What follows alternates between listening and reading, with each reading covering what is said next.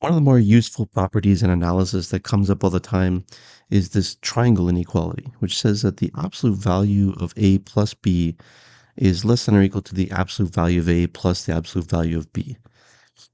But what does this have to do with triangles?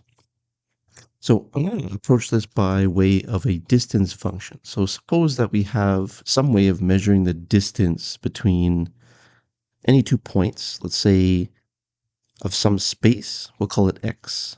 And just as an example, we can use r or r squared or cubed or whatever.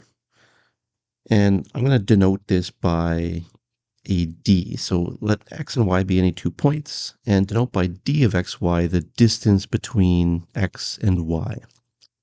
So I encourage you to think about what distance you would use in r and r squared or r cubed for that matter, but we'll just approach it with r for now. So this tells us about distances between 2 points, but it's often helpful to have a third sort of reference point in mind because maybe we only know the distance to that reference point. So for example, let's do 3 points. Let's say there's x and y and z down here.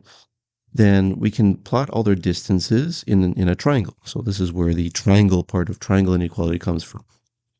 Okay, but maybe we don't know the distance from x to y, the shortest distance, but we do know the distance from x to z and the distance from z to y. Excuse me, let's just say z to y.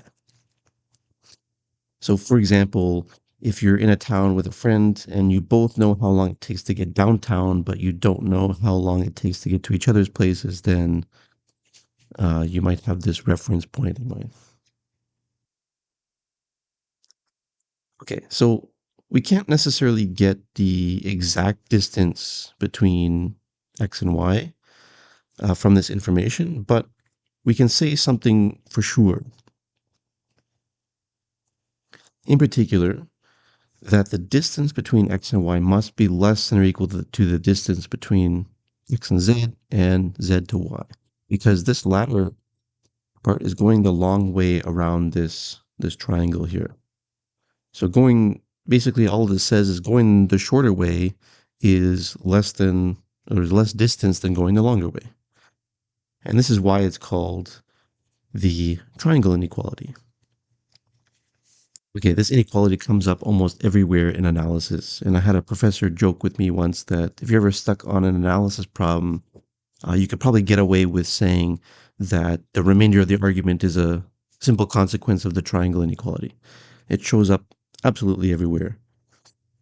Okay, so but wait, how does this relate to that inequality that I showed at the start? So the absolute value of x plus y is less than or equal to the sum of their absolute values. Because that doesn't necessarily look like what we just said. But this is actually the norm version or the norm form of the triangle inequality, and I'll show you how it's equivalent.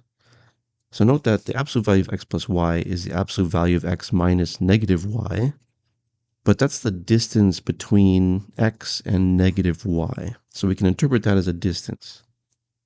So if our third point is z equals 0, then x plus y is the distance between x and negative y, which is less than or equal to the distance between x and z and y, which is the absolute value of x minus 0 plus the absolute value of 0 minus negative y, which is the absolute value of x plus the absolute value of y.